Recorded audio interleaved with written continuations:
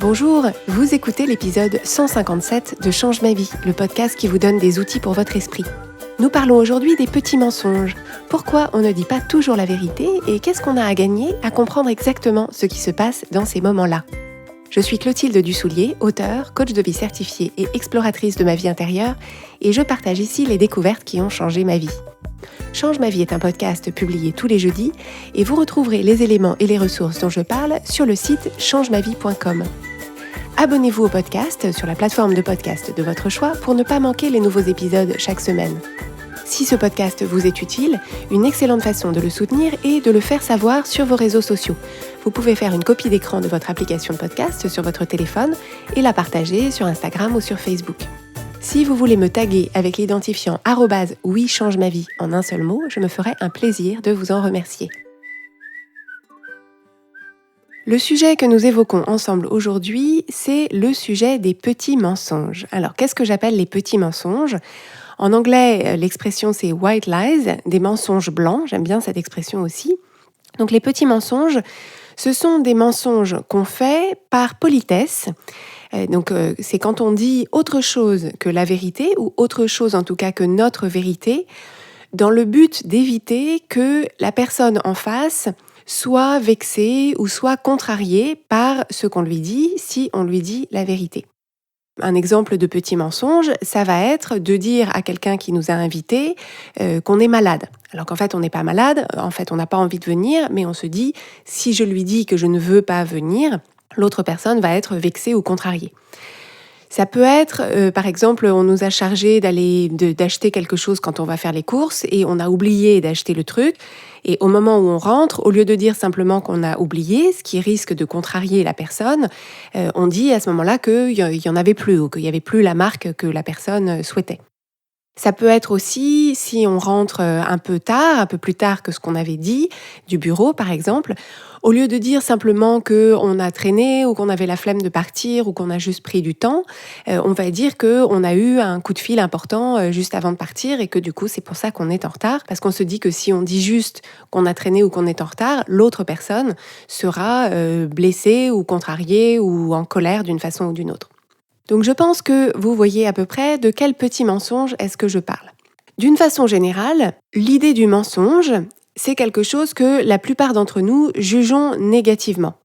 Dans l'absolu et en théorie, je pense qu'on a à peu près tous dans l'idée que dire la vérité, c'est mieux que mentir. On a tous reçu comme valeur que la vérité, la sincérité, l'authenticité, l'honnêteté, la transparence, c'était des bonnes valeurs, des valeurs auxquelles il était bon de se tenir. Et d'ailleurs, on peut l'observer parce que pour la plupart d'entre nous, quand on pense au comportement des autres, on préfère que les autres nous disent la vérité plutôt que les autres ne nous mentent. Donc ça, c'est le signe qu'on a cette valeur d'honnêteté, de transparence et d'authenticité, parce que c'est quelque chose qu'on attend des autres, de sincérité. Donc, on peut avoir toutes ces valeurs, mais ce qui est intéressant, c'est qu'en pratique, ça peut être plus compliqué que ça. On peut avoir la valeur de sincérité ou la valeur que la vérité est mieux que le mensonge. Et pour la plupart d'entre nous, on dit la vérité sans aucun problème quand c'est facile de dire la vérité. Quand la vérité nous semble facile à dire et facile à entendre, il n'y a aucun problème. La vérité, la sincérité, l'honnêteté, la transparence, on n'a aucun problème avec ces valeurs. Là où il commence à y avoir de la friction, c'est dans des situations dans lesquelles il nous semble plus difficile, il nous semble plus inconfortable de dire la vérité. Quel est le choix qu'on fait à ce moment-là ? Alors, mon propos sur Change ma vie n'est jamais de vous faire des discours moralisateurs, ni de vous proposer des valeurs qui devraient être les vôtres. Nous sommes, chacun d'entre nous, à 100% libre de décider ce qu'on a envie de dire à qui, et personne d'autre que nous n'avons à émettre aucune forme de jugement sur les choix qu'on fait. C'est-à-dire qu'on va tous avoir des jugements, mais ces jugements-là nous appartiendront et ne seront pas moralement supérieurs ou moralement plus justes ou dans l'absolu plus justes que le jugement de la personne qui a choisi de dire telle chose à telle personne. Et donc, a fortiori, mon jugement sur vos actions n'a absolument aucune sorte d'importance ou de validité. Par contre, ce qui est intéressant, c'est votre jugement sur vos actions. Et c'est donc précisément ça qu'il m'intéresse d'explorer avec vous, c'est pourquoi Alors même qu'on pense à peu près tous que dire la vérité, c'est mieux que mentir, pourquoi est-ce qu'il arrive qu'on dise autre chose que la vérité stricte ou autre chose que notre vérité stricte? Parce que ce que je constate, c'est que à chaque fois dans notre vie qu'on a une valeur, c'est-à-dire une idée en théorie de ce qui est bien, et que en pratique on fait autre chose, dans ce décalage entre ce qu'on pense en théorie et ce qu'on fait en pratique, c'est précisément à cet endroit que naissent le malaise, la culpabilité, l'incompréhension de soi ou la honte. Et c'est en comprenant pourquoi il vous arrive de mentir ou de maquiller ou de cacher votre vérité que vous serez pleinement en mesure de décider pour vous-même, sans que l'avis d'aucune autre personne n'ait aucune sorte d'importance, vous serez en mesure de décider si, vos raisons de mentir vous plaisent, et à ce moment-là, vous pouvez continuer à mentir sur ce sujet et à cette personne, mais vous pourrez vous affranchir de la culpabilité, du malaise et de la honte, parce que vous serez complètement au clair avec vos raisons. Ou deuxième possibilité, si en réalité ça ne vous plaît pas de mentir pour ces raisons-là à cette personne-là, et donc vous saurez que c'est sur ces raisons-là qu'il faut agir, parce que la magie du comportement humain, c'est que si on fait disparaître la raison de mentir, il n'y a plus aucune raison de dire autre chose que la vérité. Il est beaucoup plus facile, quand on veut faire quelque chose, de supprimer les raisons de faire autre chose, parce qu'à ce moment-là, on a créé un boulevard, on a complètement aplani le terrain pour l'action qu'on voudrait entreprendre, en l'occurrence ici, dire la vérité. Si je peux faire en sorte qu'en amont de mon mensonge, j'ai éliminé toutes les raisons que j'ai de mentir, je n'ai plus à faire d'efforts particuliers pour dire la vérité, ce sera la vérité qui sortira de ma bouche par défaut. Donc de façon très simple, de façon très élémentaire, la seule raison pour laquelle on peut faire des petits mensonges, c'est-à-dire dire autre chose que la stricte vérité ou notre stricte vérité à quelqu'un, c'est toujours dans l'idée de contrôler ce que l'autre personne va penser et comment elle va se sentir. Et la raison pour laquelle on se propose de contrôler ce que l'autre personne va penser et comment elle va se sentir, c'est pour nous protéger nous-mêmes de l'inconfort qu'on ressentira si on pense que cette personne pense ça et qu'on pense que cette personne se sent comme ça. Donc on va bien sûr explorer ce mécanisme. Mais pour le reformuler, la seule raison pour laquelle on veut mentir, la seule raison pour laquelle on veut cacher ou maquiller la vérité, c'est qu'on pense que si on dit ce qui est vrai pour nous, l'autre personne en face de nous va en penser quelque chose et va ressentir des émotions qui vont être un problème, qu'on va considérer comme étant un problème. Donc, il y a deux possibilités. Soit on pense que si on dit la vérité, l'autre personne va nous juger, on va avoir une pensée de jugement à notre égard, avec les émotions qui vont avec la pensée de jugement, donc peut-être la réprobation, peut-être la colère, peut-être la contrariété. Et nous, on pense que si l'autre personne nous juge négativement, ça va être inconfortable pour nous parce que quand on a des pensées de l'ordre de « cette personne me juge, cette personne n'est pas contente, cette personne me rend responsable de quelque chose », ça crée pour nous des émotions qui sont inconfortables. Autre possibilité, c'est qu'on pense que si on dit la vérité, l'autre personne va ressentir une émotion désagréable. Donc on pense que l'autre personne va avoir une pensée qui créera pour elle une émotion qui sera désagréable. Et si cette personne pense ça et se sent comme ça, ressent une émotion désagréable, on va à ce moment-là penser qu'on est responsable de cette émotion et donc on va se sentir coupable et donc ça va être inconfortable pour nous. Donc encore une fois, vous voyez que le mécanisme dans les deux cas, c'est je pense que si je dis la vérité, l'autre personne va en penser quelque chose et va avoir une émotion liée à cette pensée. Et si je pense que cette personne pense ça et se sent comme ça, c'est inconfortable pour moi. Donc pour éviter de ressentir cet inconfort-là, je vais essayer d'agir bien en amont. Je vais éviter de lui dire la vérité pour éviter que la personne ait cette pensée et cette émotion, pour m'éviter à moi d'avoir cette pensée et cette émotion. Vous voyez que c'est un système, un mécanisme quand même qui comporte pas mal d'étapes, mais qu'au bout du bout, la seule motivation qu'on a, c'est éviter de ressentir une certaine forme d'inconfort. Nous éviter à nous-mêmes de ressentir une certaine forme d'inconfort. Imaginons une situation dans laquelle une personne de mon entourage offre à mon enfant un jouet d'assez grande taille en plastique. Et imaginons que dans ma famille proche, on a des valeurs d'écologie, on fait des efforts de protection de l'environnement et que ça implique d'éviter d'acheter des choses en plastique et que par ailleurs, imaginons qu'on a un appartement d'assez petite taille dans lequel on évite d'acheter des très gros jouets aux enfants parce que du coup, c'est très encombrant. Donc, cette personne de mon entourage offre à mon enfant un jouet de grande taille et en plastique. Et j'ai à ce moment-là le choix entre dire à la personne, en fait, on essaye d'éviter les jouets en plastique et ce jouet, il est vraiment trop encombrant pour la taille de notre appartement. Donc, dire la vérité et par exemple demander si c'est possible d'échanger le jouet. Donc ça, c'est le choix numéro 1, dire la vérité. Et le choix numéro 2, c'est de ne rien dire, c'est-à-dire de se contenter de recevoir le cadeau en ne disant rien de nos valeurs écologiques, en ne disant rien de nos contraintes d'espace et en disant simplement merci et en prenant le cadeau. Donc, dans un cas, j'ai dit la vérité, j'ai dit ce qui était vrai pour moi, et dans l'autre cas, j'ai menti dans le sens où j'ai remercié sans rien dire, donc c'est un mensonge par omission qui dit « oui, c'est super, merci beaucoup de l'avoir gâté », alors que à l'intérieur, je pense complètement autre chose.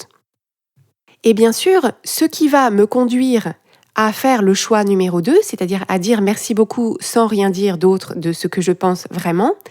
ça va être la crainte de ce que la personne pourrait penser d'elle, pourrait penser de moi, pourrait penser du cadeau, pourrait penser de sa relation, de sa place dans la famille,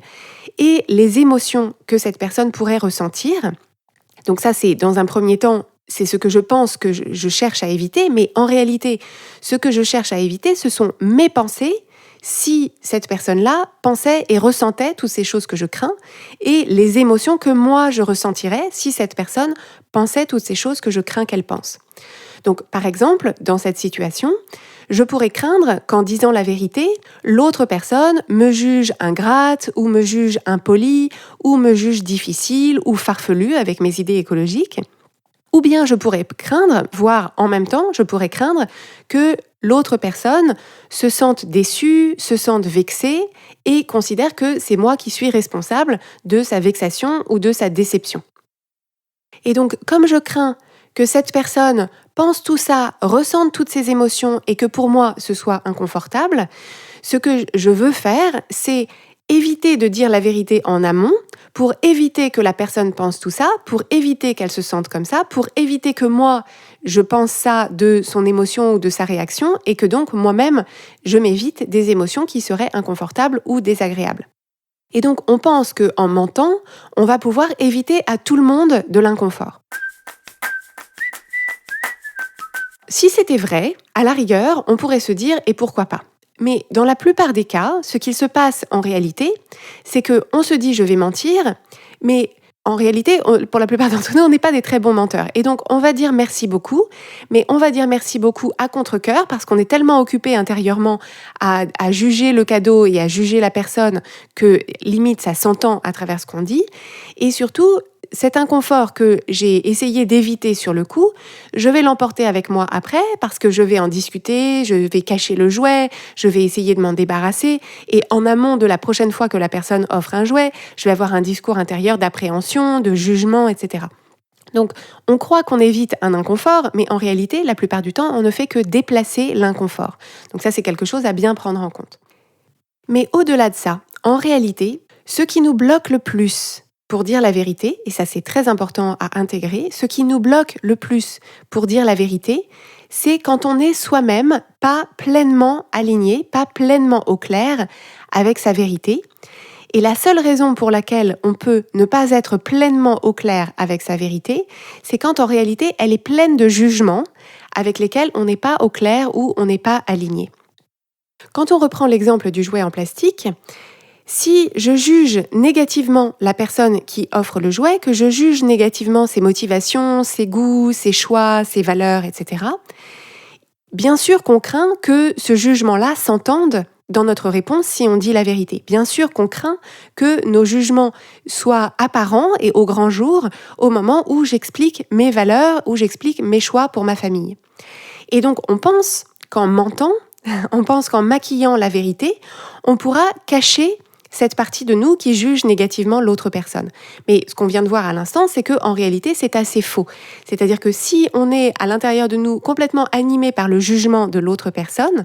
même en faisant un mensonge de politesse, il est très vraisemblable que la personne en face soit parfaitement capable de faire la différence entre un remerciement sincère et un remerciement de politesse.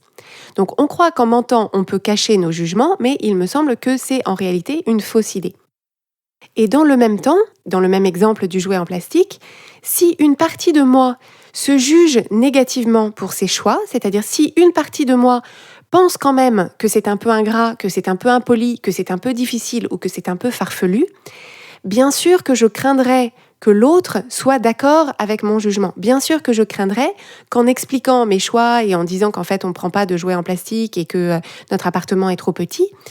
bien sûr que je vais craindre que l'autre personne emprunte mes propres jugements, bien sûr que je vais projeter mes propres jugements sur l'autre personne, et ce que je vais essayer de faire, c'est essayer d'éviter de me confronter au reflet de mes propres jugements sur l'autre personne. Si je ne suis pas complètement au clair et complètement alignée avec mes choix et que je m'assure que mes choix, mes valeurs, etc. me conviennent parfaitement, je vais essayer d'éviter de me trouver dans des circonstances dans lesquelles mes pensées de remise en question, mes pensées de jugement de mes propres choix vont remonter à la surface et où je vais être obligée de ressentir l'inconfort qui vient avec. Mais ça, ce n'est absolument pas l'autre personne qui crée ça pour moi, c'est le fait que moi-même, je ne sois pas complètement au clair avec mes décisions et avec mes choix.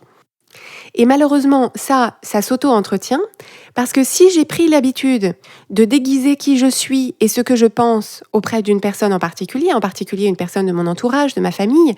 si j'ai pris cette habitude-là de mentir un peu sur qui je suis, de ne pas dire toute la vérité ou pas la stricte vérité, plus le temps passe, plus les mensonges et la vérité maquillée s'accumulent, plus l'écart va se creuser entre la personne que je pense être et la personne que je pense que l'autre pense que je suis. Donc le fossé va se creuser. Donc la relation va être de plus en plus inconfortable et je vais de plus en plus associer cette autre personne à l'inconfort que je ressens dans la relation. Donc plus je vais l'associer à ça, plus je vais la juger, plus je vais juger négativement notre relation, plus je vais chercher à déguiser mon jugement et donc je vais de cette façon creuser toute seule un écart béant entre moi et l'autre personne et c'est de cette façon que je peux très efficacement torpiller une relation. Donc l'enjeu majeur de cette question des petits mensonges, et donc le travail que je vous recommande chaudement de faire pour vous, pour votre bénéfice exclusif, c'est de vous proposer d'explorer finement ce qui se cache sous vos petits mensonges. D'explorer finement, au gré des petits mensonges que vous faites, peut-être tous les jours, peut-être pas tous les jours, vous posez toujours un instant pour vous demander quels sont les jugements de vous, quels sont les jugements des autres qui se cachent sous ces petits mensonges et travailler à vous affranchir de ces jugements pour pouvoir prendre une décision de dire la vérité ou de mentir